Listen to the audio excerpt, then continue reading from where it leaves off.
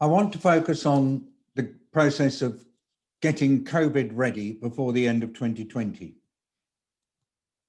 And I'm going to actually present a statement that I've been working on with colleagues in our team.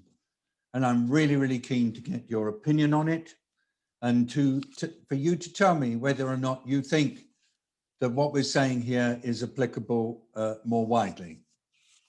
Just some background, I have been involved in giving this material in a statement to the all-party parliamentary group on coronavirus in the UK today.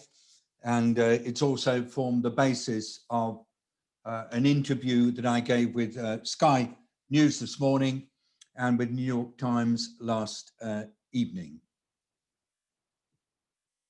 COVID-19 is spreading all over the world faster than ever. And the task ahead becomes more evident by the day. Every one of us has a part to play in helping the world become COVID ready. It's a massive project for humanity.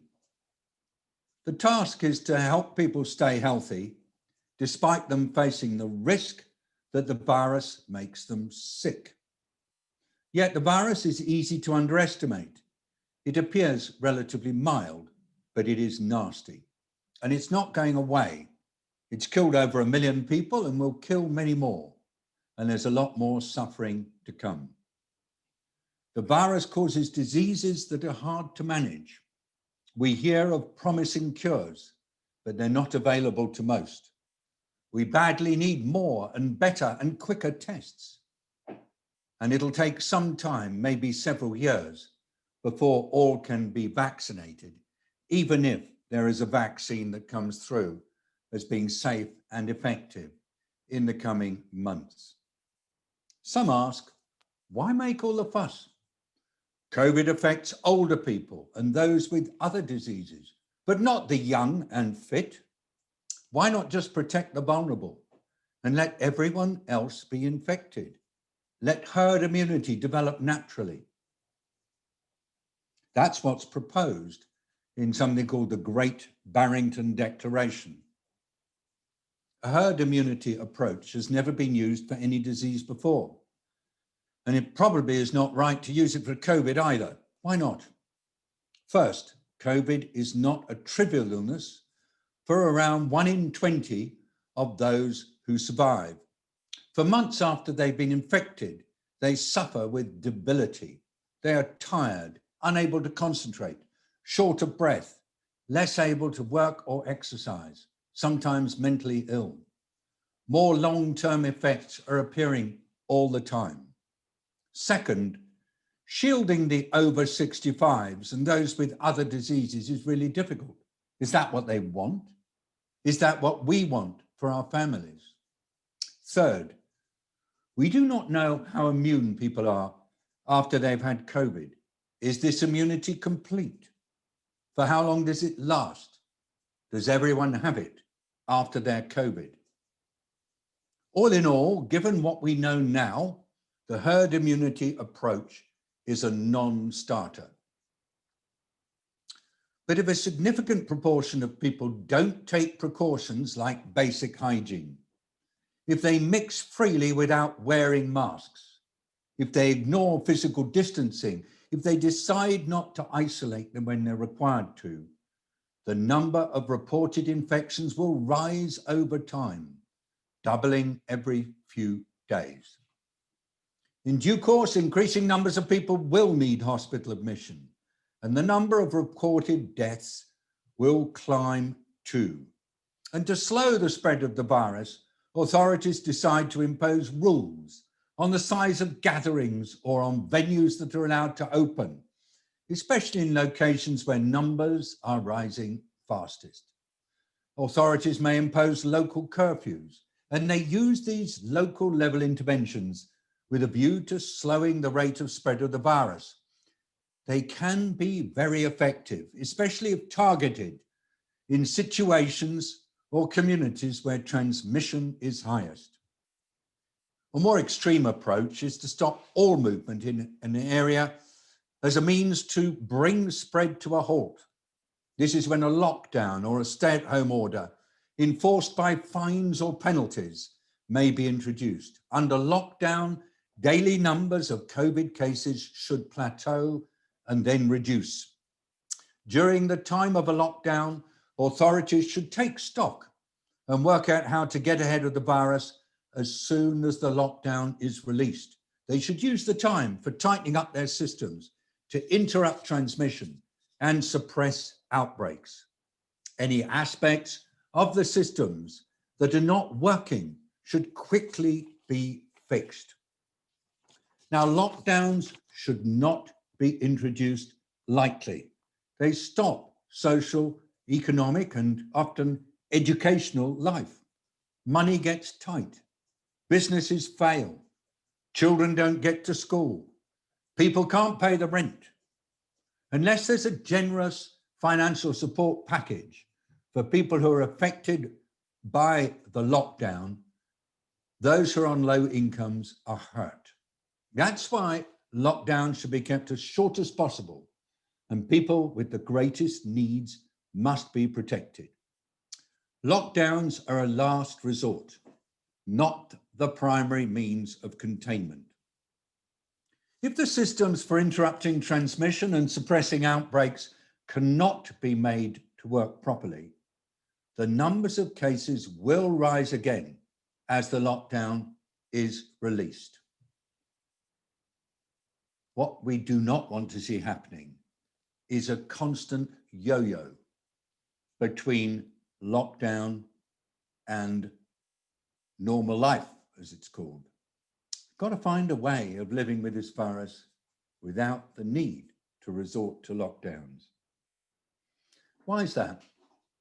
That's because these COVID times are disturbing, frightening, and frustrating for all of us. And within the World Health Organization, there really is a wish that the virus does not stop people from working, from going to school or university, having fun, or being with their relatives.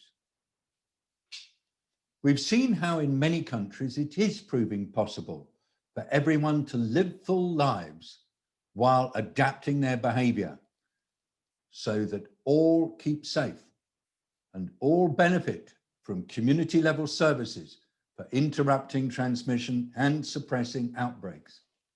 These countries are finding the pathway to being COVID ready. They offer 3 key lessons. First, the virus. Treat it with respect. It's dangerous.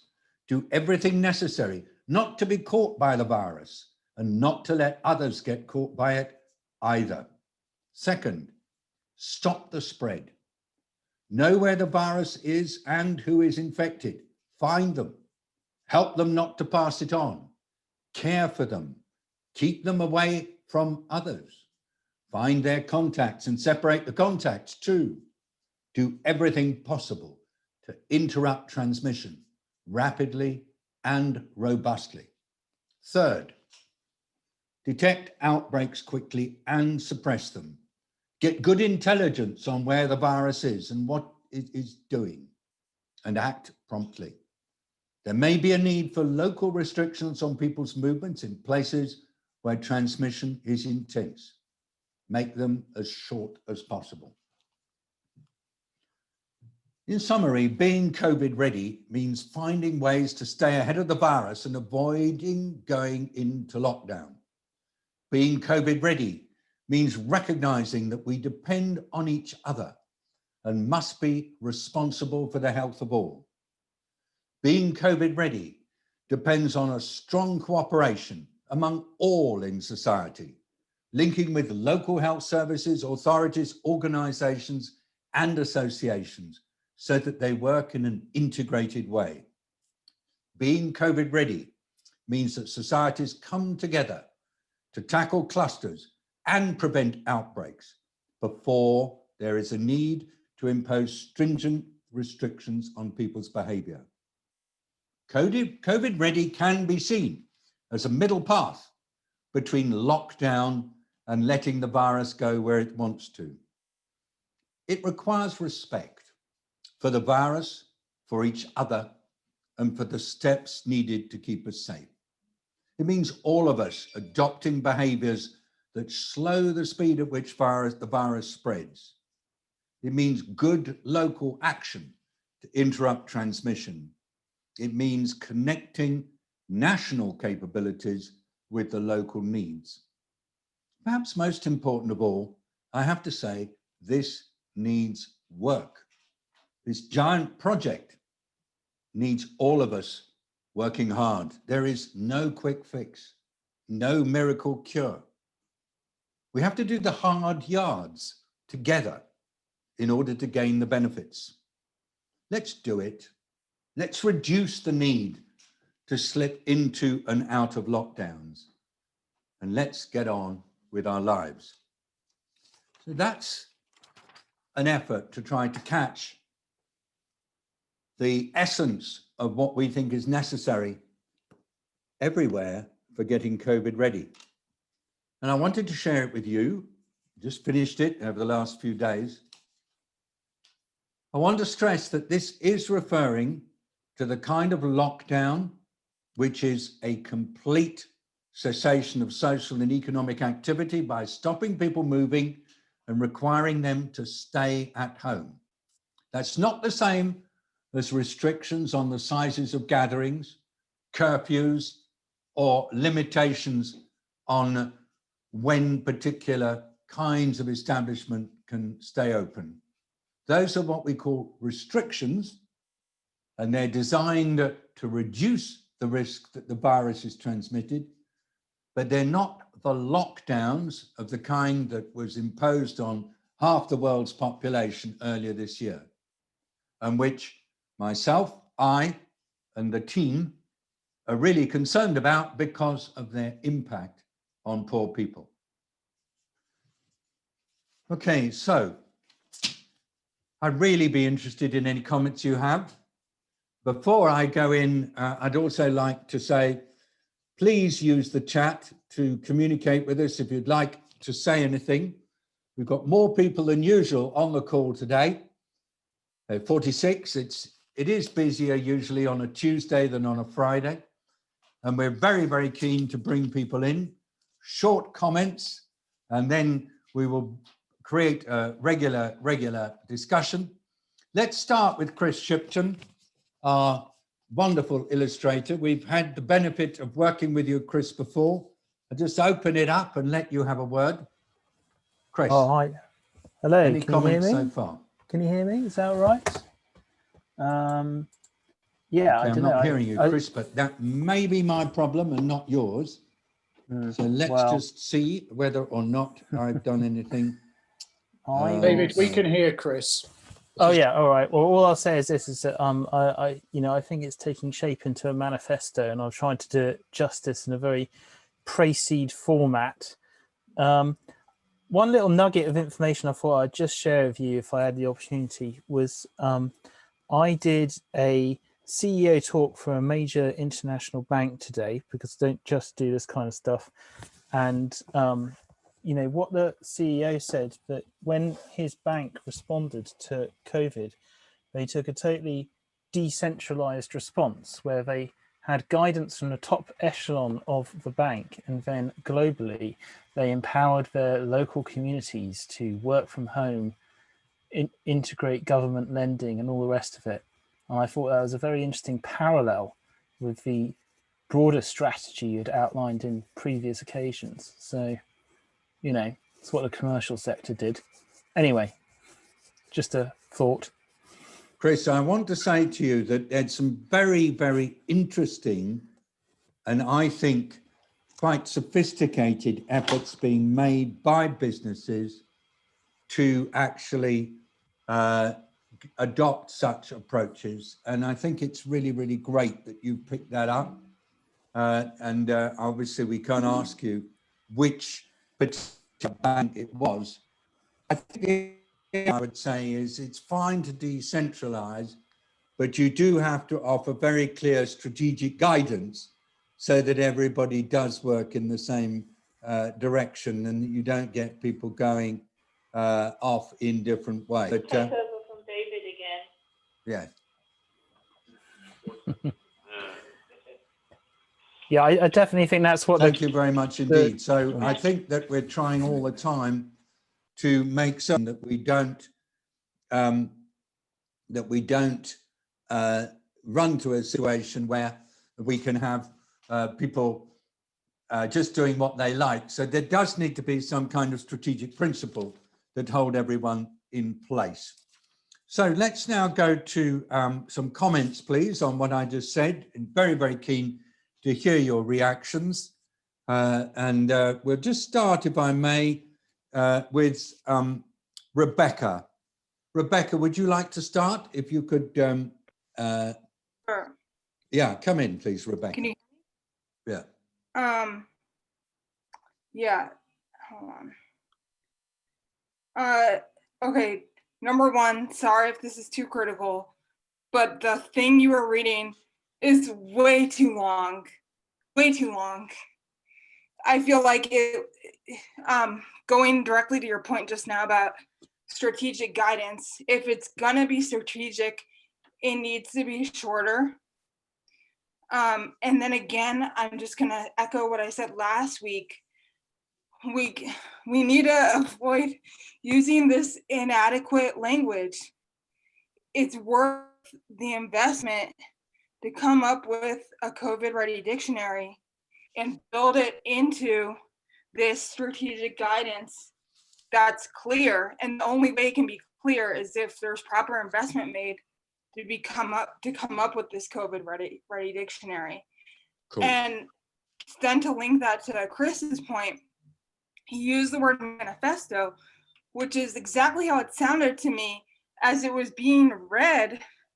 But I don't think we need to have dueling manifestos between this thing and the Great Barrington Declaration that I feel is a wacky manifesto that just needs to not have any attention given to it. If we use our time to keep trying to, I don't know, play politics with the Great Barrington Declaration, then it's taking time away from being strategic about how to empower people to be COVID ready. And we were talking about it a little bit in the chat. That was also missing. It's strategic guidance so that how can a normal person who's not an institution, who's not a government leader, feel empowered to be part of the solution? Because at the most basic level, until people feel literally empowered that they're making a difference by wearing a mask, then I don't think we're going to tackle this. And it's a small example, but even by wearing a mask in Santiago, Chile, I feel like I'm protecting my 100-year-old grandma in Washington, D.C. It's a global effort, but still a lot of the language is around higher macro levels. I'll stop there. Great. I'm a bit embarrassed that I chose to read something that, yeah, I agree, is a bit rough and ready, probably before I put more effort into it. But thank you, Rebecca, for going straight to the point, empowering people to be part of the solution, make it shorter, get the dictionary right, get the language better. Let's keep going in that style. I believe that by having something to critique, it helps us a bit, and certainly it helps me, and I know it helps my colleagues. NK Sethi, please. Welcome. Welcome from Delhi.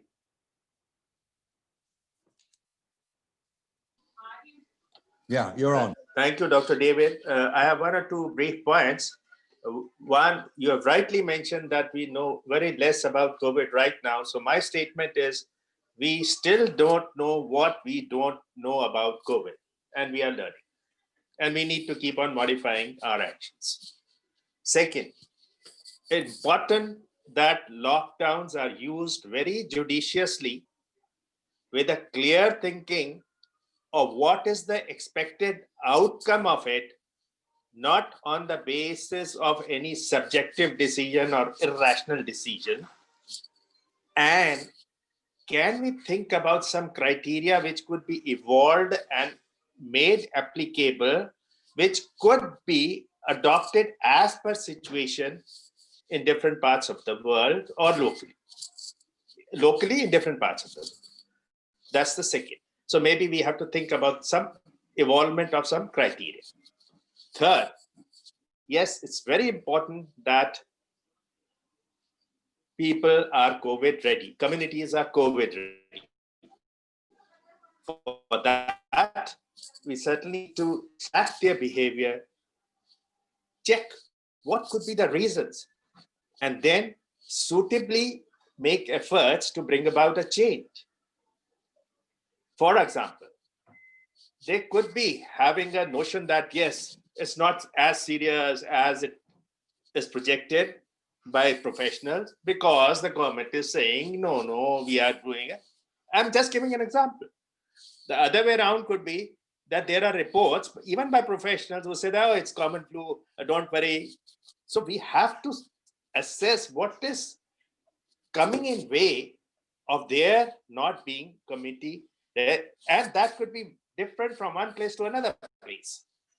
And amongst the approaches which could be adopted, educative behavioral change communication or effort is the best, but at times it takes a little efforts and extra time for change to occur. Otherwise, wherever possible, regulatory approach whereby some imposition of sign and all, those are not practical in the long run, but maybe to give a jerk or something, those could be adopted, but those are not the permanent solution. Another approach is about the service approach. If the availability of certain personal protectives and all is short, which was the case some time back, not so now universally, but still there are places where these things are not available adequately, that can also be looked into. So it has to be a mixed approach to make the community COVID ready. So those are the three things which have come to my mind offhand, but maybe later on I can communicate to you separately. Thank you. Very good. That's so helpful. Thank you also for going in quite carefully to trying to get some understanding of reasons for particular patterns of behavior, that we have to work from that rather than this business of trying to push. And I like that really personally very much indeed. I'll just like to inform the whole group.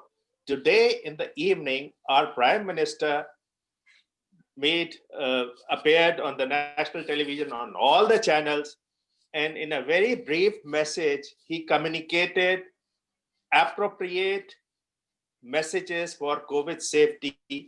And I think if all leaders start doing that, it may help. Thank you.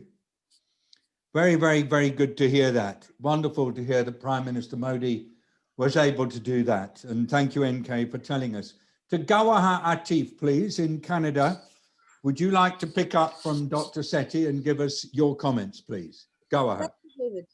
Thank you, and thank you, Dr. Sethi, also for these very helpful comments. Your approach is, as usual, David, pragmatic. My concerns are, how do we help governments overcome the inhibitors to applying this? In Canada, for example, it's the provincial governments that are in charge of how to manage the day-to-day of COVID. And similar to France and Spain and other countries in Europe, we've been swinging from one type of lockdown to another. It's a reactive process and not a proactive process. So I don't know, I'm guessing maybe criteria or something that the WHO can help the Western governments on how to, they're obviously scared, but the economies are being destroyed in the process. So how do we prevent that? So perhaps an international organization could sit down and list the criteria to use the word and list the set of inhibitors that countries encounter. And how do you overcome that? How do we approach it so that, of course, resources will come into the fact, but it's always a question of money. But before we get to the money and how to implement it, is to identify the areas that require addressing in order that we avoid lockdowns and destroying the economy and so on. Obviously, behavioral change is extremely important, but people are educated, and people can understand a message that comes from above on how to change. But it has to be attached to a list of issues that touch people's day-to-day lives. Not just an order from above, you have to do this less or do that less. And I think from my experience here in Canada in the last 6 months, it's been evident that it's been an order from above that people aren't following. My last point will be the comparison between how we're living in Western countries and what's going on in my extended community in developing countries, the Middle East and Africa. They're living. They have none of the, for the most part, I can list 2 or 3 exceptions. For the most part, they're going to their weddings, their funerals. Some wear masks, some don't wear masks. They're living. The numbers clearly, the numbers of the COVID infected perhaps are not as accurate, if they are anywhere, but life hasn't stopped. Maybe out of realization that the government can't stop people who are in the poverty, afflicted by poverty, to go out and find a job. The informal economies are still ongoing. So I'm grappling with an understanding of how do you communicate? This is affecting everybody in the same way. But how is it that some countries continue to live while others are affected by these lockdowns? Yeah. So that's a question, not a And I think as a group, we will go on really looking at this today. I think just thank you, Goaha, because honestly, helping people to just think through some of their behavior challenges and then think through what it might take to deal with them, and not doing it on the basis of top-down instructions seems to be hugely important. Thank you for bringing that up. I'm just going to move quickly, and I will try to do minimum comments just to pick up as many suggestions as possible. To Vicky Doyle, please. I saw that Paul Thomas was communicating with you the other day. It's lovely to be connected through multiple channels. Over to you, Vicky. Okay, yeah, I just wanted to make the point, we've certainly been in Liverpool where we're on the highest level of sort of lockdown in the UK. I think people are feeling very COVID fatigued and disempowered. And so I think the language of COVID ready and allowing people to feel it, empowering people again and trying to change mindsets is so important. And I think Dr. Maria Van Kerkhove said, there was a really nice article in the Telegraph, I think yesterday or today. It's talking about the trajectory of this pandemic is in our hands, as it has been since the beginning, and to stop stop us talking about the inevitability of subsequent peaks or waves. And I think, whilst we have to recognise that the threat is here, I think it's trying to change people's mindsets that this is something that we can control. We're seeing countries who are already doing it. So I think it is, getting that message, it is in that the trajectory of this pandemic is in our hands, and it has been since the start. Go down in Liverpool right now. Sorry? How would that logic go down among your colleagues in Liverpool right now? Yeah, I think that the feeling here is that people are really fed up. Yeah, we're getting this real north-south thing going on as well at the moment in the UK. And I think people are feeling that the government is being far too centralised. So people are not wanting to really listen anymore, take advice from, I would say, from some of the edicts coming from national level where things keep changing all the time. So I think we need to change. It is changing the language and changing mindsets, and it's trying to find ways that we can do that. But it is about, I think as Rebecca was saying, it's about trying to empower people again to feel that small actions can make a difference. Thank you very much indeed, Vicky, in Liverpool. To Holly Wheeler, also in the UK. Holly, your moment. Hey, good to see everybody. There's a few things that I wanted to say. The first one is about business, and that one of the things that business really hates is the level of uncertainty. And I think that the COVID ready narrative helps the sense of that there is a view out of this oscillation backwards and forwards. And certainly if you're thinking about local businesses, having a conversation with them about the contribution that they can make to being COVID ready, to the process of enabling isolation when that's the right thing to do, has been one thing that I've been exploring with some local leaders. The other things are about positivity. So the north-south thing is very strong. I echo what Vicky said just now about that, and that sense of identity of being different from national government has been really important. So thinking about what you can do.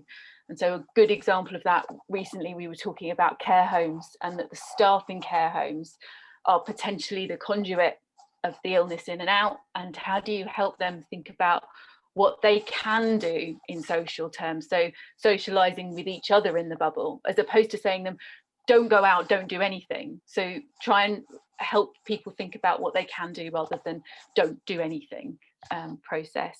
And I guess the last thing that I would say is that leaders are really struggling with this shift of mindset from being let's go over Christmas to let's think about this in years, and helping them think that through and just being a safe space to acknowledge how difficult that is and to allow them to grieve, because that's what we're asking them to do, is to give up a lot of things to start to think about this in years terms has been really necessary, if very difficult, from my experience recently.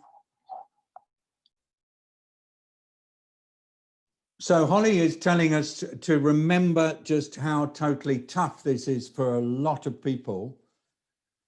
We've had also Vicky saying people are fatigued. I think that in many countries we're picking this up. I'm sure it's the same in Chile where Rebecca is. I'm sure it's the same in Israel where Yusuf is. I'm sure it's the same, quite honestly, in actually some of the Indian different settings in India, and it must have been really hard work for the Prime Minister to develop the statement that he made today, which I agree with NK, has had a really positive impact on hundreds of millions of people. So this is a very interesting thing. And Lewis Thomas is going to make, by the way, welcome to Julia Nelke. I haven't seen you on these before.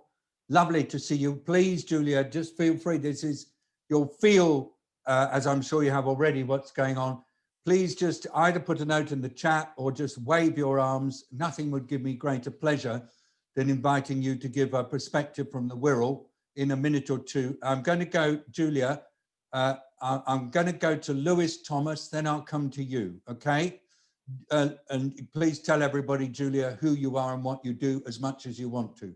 Lewis Thomas, please, you have the floor now.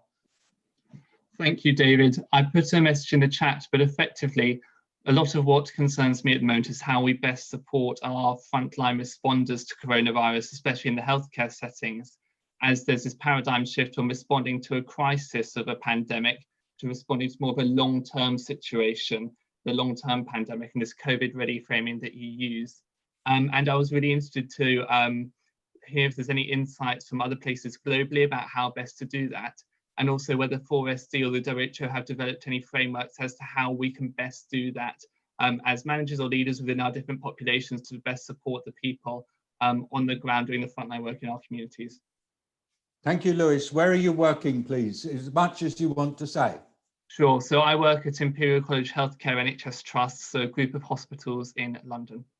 Very nice. And what do you do? Are you, which part of the system do you find yourself in mostly? So I work for our medical director, so doing quite a lot around our population health in Northwest London in the UK, and also running our coronavirus testing service. So quite a lot of coronavirus heavy work at the moment, as I'm sure is the case. Not surprised. I was hearing from Imperial Trust, but also from other trusts, a real sense that because this is not an acute crisis, but it's a long-term stressor, that actually helping staff working in clinical care so that they have the strength to be able to go through what will be several months more of quite a challenge, that this is tough. This is not what many of us have been trained to do. And Lewis, from the way you write, that's clearly something that's relevant to you. I'll find a way to circle back to you.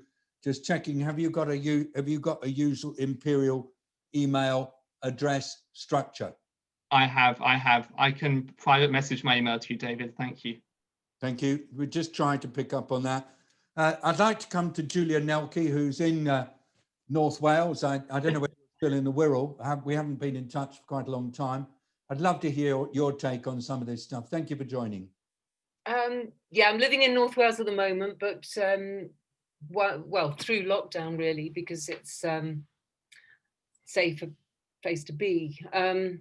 But I haven't, so I'm a retired child psychiatrist. I was a child psychiatrist in Liverpool, but we're not very involved in doing anything actively around COVID at the moment. I mean, I do some online work as a family therapist, and I'm supporting volunteers working with refugees in Calais. That's probably the main thing that I'm doing, as well as working with the staff at Crisis, the homeless team in Liverpool. How's your work been over the last few months, Julia? Well, all obviously moved to Zoom, and I mean, very, very difficult for the for the homeless in Liverpool. That started off being quite positive when they were all put in hotels, and the idea was to house them, and there was a lot of effort made to kind of, you know, actually find housing for everyone. And I think that at the beginning that was very good, but obviously that's now changed, and there are many more homeless now and people who couldn't sustain the housing that they were given. And I think it's got a lot harder now.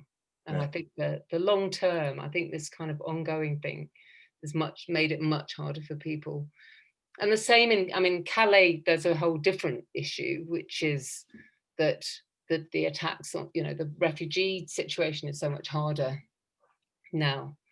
And the volunteers are struggling to keep morale up, and that's quite a complicated situation. Thank you for stressing that as things become longer term in prospect, so maintaining morale and seeing positivity gets harder and harder. This came up very strongly in my evidence to the all-party parliamentary group this afternoon. I just want to say, Henk Bekkerdam, our colleague who has been working for WHO and is now in the Netherlands. If you've got any comment, Henk, from your perspective, I'd love to hear it. And then I'm going to go to Scott Knox, if that's all right, and to Leah Marie, just telling you the names. Yusuf, I'd like to call on. Maurizio, I'd like to call on. Iman, and don't hesitate just to put your name in the chat or to wave or some other technique to get our attention. Henk, please. Thank you, David, and then thank you also the others. David, thank you again for pulling something together.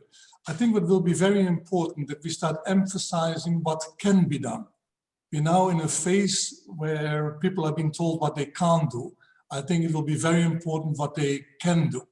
And it's including also in the preventive measures. Putting up a mask is your contribution. And I think we should also really start seeing on this point. Another issue which I think can be done, and that fits from what you at a certain moment say, that system needs to be fixed. But you know, there's also a tendency to say okay, certain things we can only fix it afterwards. No, this is a marathon, and we need strategic and immediate investment right now.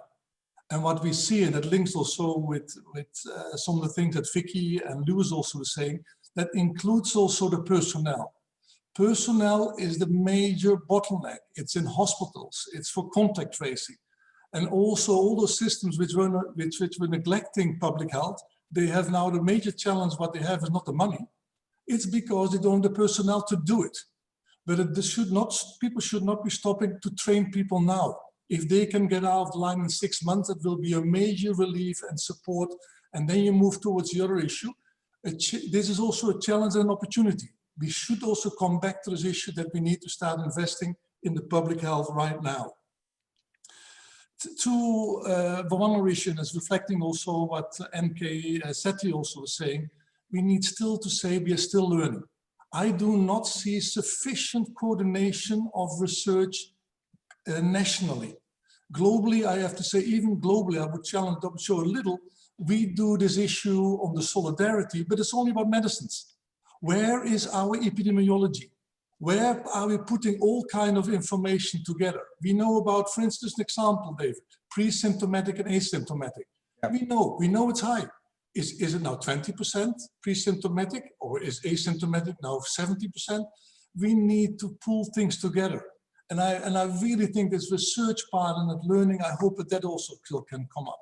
Then two other issues, and it's partly related to I've been linking now with the RED team in the Netherlands, which is an unofficial body who's helping to do some thinking together with the government and other institutions. And I would like to link to what Rebecca said about the dictionary part. Now, in the Netherlands, they did a podcast, and although it was very long, it was 1 hour and 40 minutes, but they have several topics where they really went through some of the terminologies. And actually, of course, nobody will be listening for 1 hour and 40 minutes. But at the same time, topic by topic, if some people want to understand more about mortality, there was an excellent discussions about it. Perhaps something needs to be in a podcast there that say, okay, now I really would like to understand mortality. I really would like to understand the difference between this and that. So that could be an idea, and perhaps the WHO can take it up, etc. Then one thing I'm not sure, have you seen the Jon Snow memorandum? Yes, I have. Yes. Okay, that's fine. Because explain it. Yeah, because that was a response onto the herd immunity part, and it has some of the components that you have. But I'm glad that you also have seen this. Thank you. So if those of you who can access the New York Times, there is a piece in, I think it's today's New York Times, on critiquing some of this herd immunity stuff, if you're interested. And it includes a link to what's called the Jon Snow Memorandum, which is an effort to try to readjust things. I say that with care, knowing that at least some of you feel that we give credence to something by talking about it. Got the point. Look, first of all, there are various people who I've not seen on these briefings before. I will just acknowledge them, and I will invite Twee and Chris just to tell us how they're getting on. Just like to say hello to colleague Raj Bose. It's good to see you here, Raj, along with others who are part of the same network. Thank you very much indeed. Also, I want to say hello to Karen Kaplan. Thank you very much for being with us. To my daughter Polly, thank you. Let's go to now Twee, just to talk a bit about things from her perspective. Thank you. Don't put on your mic. Thank you. So I've ended the polling now and we'll share that with you. And as you saw in some of the comments earlier in the chat, I might be splitting out the UK from Europe and Canada from North America because we know Sure, you need to unmute yourself. a lot of our friends on, I'll just shift here. A lot of our friends on the call are from the UK and Canada, so it might be nice to see that split. But I will put that in a comment on our LinkedIn community chat and hear from you there. In terms of age range, a great spread across all the ages. And then in how you're feeling today, great to see that optimism, hopefulness is leading as usual. And now I will spotlight Chris Shipton's image. So Chris, just tell us what you've had so far. I think it was a very interesting point about competing manifestos. So I think that was noted. My kids have asked me what Father Christmas is going to do when he comes down the chimney with regard to COVID. Yeah. And I told them that he'd be wearing a mask. Very good. But I mean, I do think it's interesting that this Christmas, once Christmas is done, people are going to look into the future. And I think maybe that is, it's going to be a big moment globally, isn't it? Yeah. Very good. I'd like to give a shout out to JB Cordaro. It's lovely to see you, JB. Thank you for joining. I'd like to go to Scott now, Scott Knox in Toronto, to give his remarks, please. Scott, you have the floor. Hi, I'd just like to start with, we've been talking about the COVID fatigue and, I'm certainly feeling it. And I just work, I'm an ad man. I work in the ad industry. So I wanted to give a shout out to you, David, and all the other people who work in health and our services that are actually supporting community. a lot bigger way than perhaps the advertising industry is, because I don't know how you're keeping chipper. And actually, David, the John Oliver show that appeared on HBO at the weekend with your segment in the middle of it, great. I should maybe be asking for your autograph next night. I'll stop. I won't do any screaming in the call because obviously you're now internationally famous. But actually, I wanted to go back to one thing. I've put a clip in, a YouTube clip in the chat, because I want to go back to the statement you read out to us, which is great. And I just have a bit of an issue with using the phrase COVID ready. I think ready is too passive. I think ready is what we should have been 9 months ago. Ready is where we have failed, actually, in so many countries. And I think now moving to something a bit more assertive, a bit more galvanizing. What that is, I don't know. And Rebecca made some comments in the chat about this. I'm not a copywriter. And so I'm not somebody who would craft something like this. But what I will say is the campaign that I put in YouTube is actually one that was done in Canada by a No Frills, which is a retailer, a big supermarket, a huge discount supermarket, the equivalent to an Aldi's or a Lidl's and so on throughout the world. But what they did was they were trying to, as most supermarkets do, work out how they sell more. Bottom line, right? But what they did that was completely different was, rather than focus on, let me tell you about our supermarket and how wonderful we are and how we're just as good as ... they decided to go and rebrand their audience and actually support their audience. And rather than say, you are people who are constantly looking for bargains, you're cheapskates, you're ... negative, they rebranded them as haulers. And they've had a record that's come out off the back of this and went into the top 10 in Canada. There's now an album out. The reason I bring that up is, if what we're talking about is combating COVID fatigue, if what we're trying to do is help people out there across the world to get behind a spirit of endeavor, then what we need to do is rebrand the people, not rebrand COVID. And actually COVID citizenship, again, I take your point, Rebecca, on that. COVID collaborators, okay, that sort of has a Second World War connotation. I don't know what the word is. But I think if what we're needing to do is lift people up, I think that campaign is a perfect example of where that was done for what is a basic low-end supermarket. So if we could take that from that point of view and actually empower people through branding them because of what they do, I think that's the route to go down. I don't think that necessarily means you need to change your narrative about what you say there, but I think we need to step away from ready. I think that would be all I would say on this a minute. Ready needs to be put in the bin because we effed that up. What we need to do now is go, what do we do next? And to the point about what happens after the winter holidays, then maybe that is what we brand for. Maybe that is what we propel for, right? And to get people energized. Just some thoughts. Oh, thank you. You got a big clap from Rebecca. Everybody who's on the video, do use your reactions. It's terribly powerful.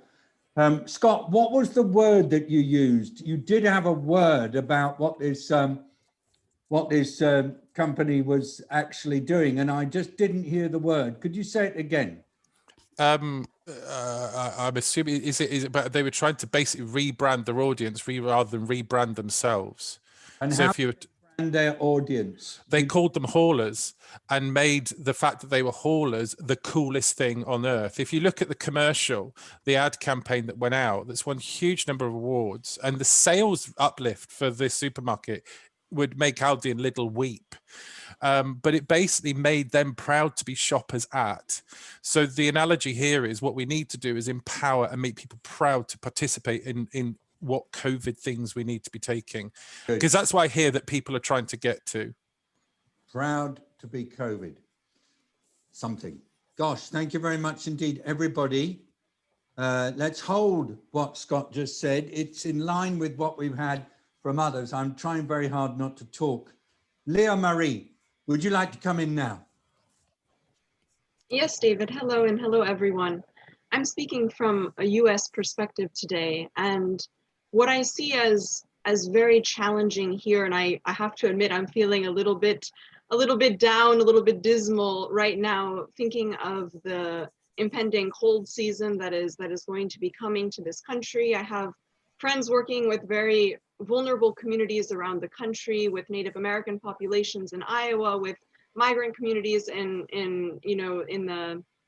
Arizona region. And it's a really challenging time because I'm based in what I would consider a relatively privileged community where COVID-19 is not necessarily being taken seriously by, you could call them COVID deniers. And I just find this sort of dueling reality to be extremely, extremely disappointing in the fact that those who are denying COVID and those that are not taking appropriate responses like wearing a mask or doing social distancing, they have the privilege to do so. And they may not be quite as negatively impacted as, for example, those migrant communities that may not have healthcare. You can be sure that those individuals will be wearing a mask because they're frightened about this illness.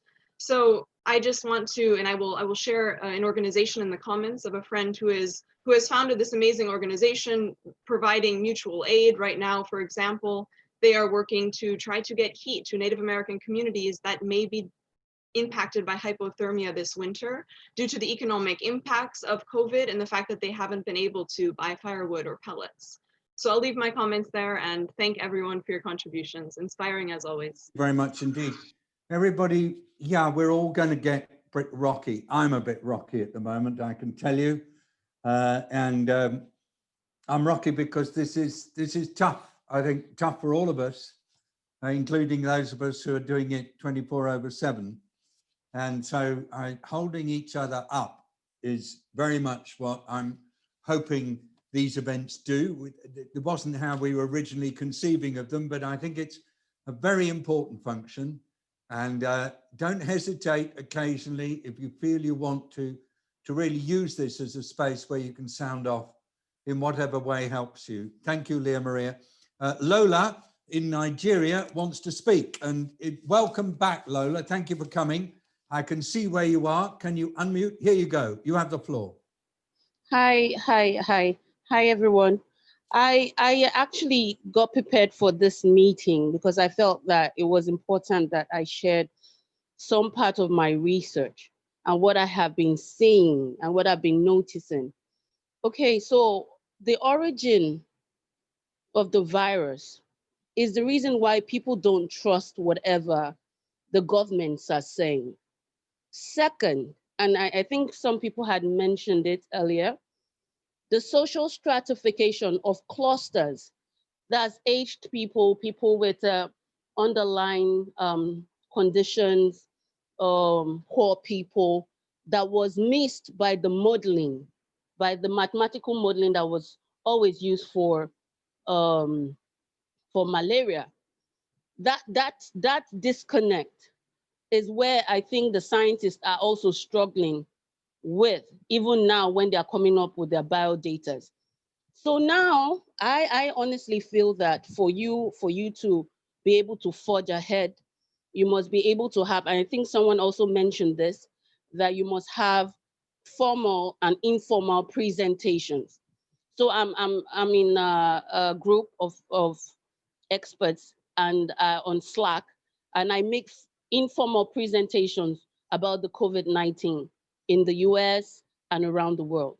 So informal presentation means it's not as lengthy as what you presented earlier, but it has all the talking points that all the ingredients that you need to disseminate the right information that you are trying to disseminate to the society and the polity.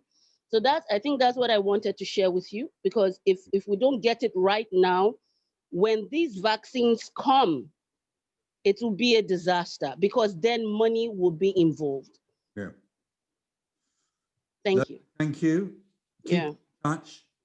Keep trying. I think that your point about the kind of communications we need to do and the presentation is super helpful. Please stay connected and share your advice and also your experiences. We can do two more very quickly. Maurizio, please, would you like to come in? Yes, thank you, David. Hello, everyone. A couple of very quick points. First, I shared that I dream of a global community that is fitter to face future public health threats. Because every time that we have a pandemic or an epidemic somewhere, we seem to be reinventing the wheel. And obviously, that's not what we ought to be doing. When I'm asked about COVID readiness, and it's incredible how often this happens, yeah. I have tried to explain that as a journey. For me, it's not a binary issue. It's not like a switch that you turn on or off, and I shared this in the chat, but it's rather a journey. You know, it is a journey towards societal readiness in epidemiologically safe behavior. Now, societal behavior is based or is the product of the consolidation of every individual's behavior. I echo somebody's comment about where are the people and their power to do this or that. Okay, yeah. It's right there. No, the sum of all our behavior is obviously community behavior, and I was mentioning to Louis that those of us that have had the responsibility of trying to coordinate humanitarian action in protracted, complex, critical settings. Yep. As you know, David, I was in the jungles of South America for a couple of years, and then I went to West Africa, and then I went to Syria, where I was there for a couple of years. And my responsibility was precisely trying to coordinate humanitarian action in these protracted critical settings. And there is a set of tools and methods that we have developed over the last, I don't know, 20 years, 25 years, that we try to use and that help in that transition from the acute emergency to the protracted, complex, volatile environment. So we don't need to reinvent the wheel there either. I wanted to share that with you. Thanks so much for, by the way, your statement. I don't think it's too long. I think it says everything that it ought to say. One suggestion might be that it is divided in two or three. Well, it's served today. Got the conversation going, Maurizio. Yeah. Thank you very much indeed. Thank you. You have the last word. Would you like to come in now? Iman in Canada, Sudanese person, diaspora, with a nice picture of you wearing your mortarboard. You have the floor.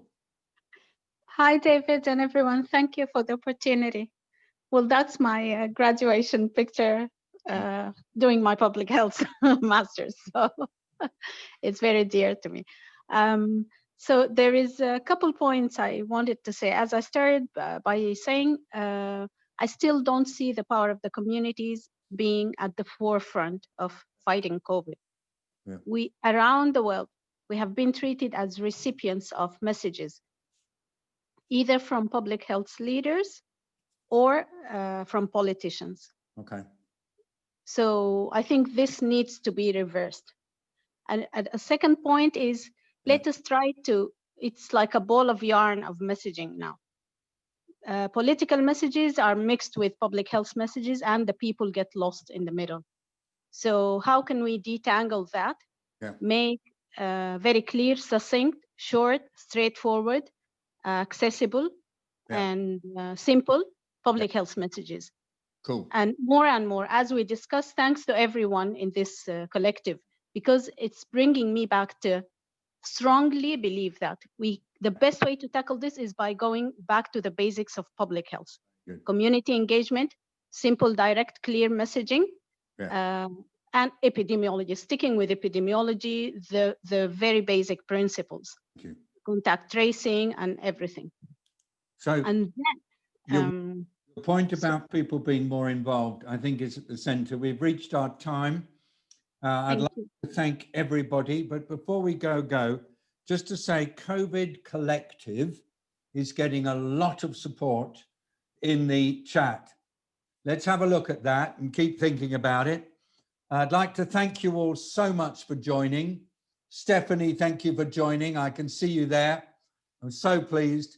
And a special shout out to the Polly at Kirsten Fawcett. If you like to open up your video, see who's there, if it works.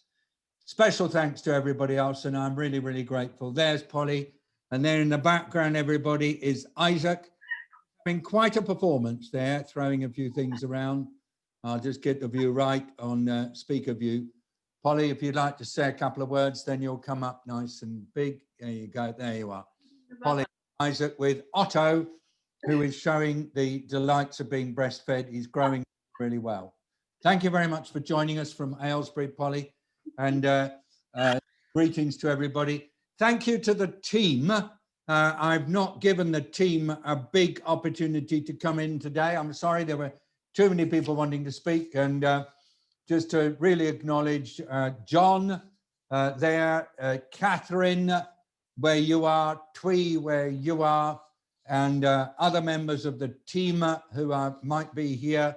Can't see them all, but thank you. It's been quite an interesting dialogue between all of us to focus on these. John, do you want to say one word? I should have invited you before, seeing as we're both struggling with the language. John. Just big thank you to everybody for their comments. Really welcome people's honesty in what they say about things, because no word seems to work in every setting. And so to hear people's responses to it has been really, really helpful. So thank you all. Understand how valuable these sessions are to us. I know you say they do good things for you too. Thank you. So John and I and all the rest of us, we thank you all. Chris, thank you for your beautiful, beautiful picture. There's a lot in there. You do them great. Everybody, thank you for joining. It always seems too short, but we have to respect you by finishing on time. We're on again on Friday. Those of you who can make it, it is 8:30 European, 7:30 UK, and all other times. It's a bit difficult for people in the Western Hemisphere, but we will be back again next Tuesday, and this is alive. This is so alive. We will keep going. We will keep it alive. We know how much it matters to each of you and to hundreds of millions of people all over the world. Bye-bye. Thank you.